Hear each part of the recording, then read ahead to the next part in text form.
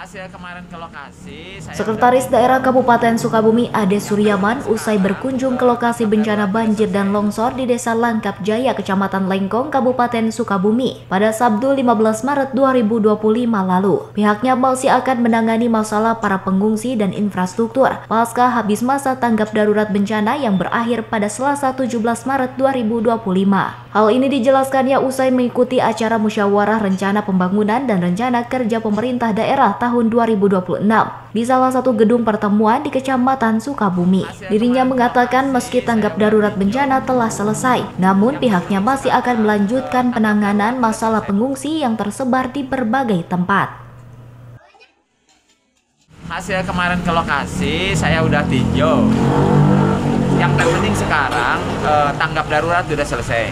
Terus ditindaklanjuti yang masih ada pengungsian, kita masih jadi perhatian ya. Kalau mengenai jalannya Pak? Jalannya nanti kita akan berbenah nih karena efisiensi, tapi efisiensi juga masuk ke infrastruktur salah satu.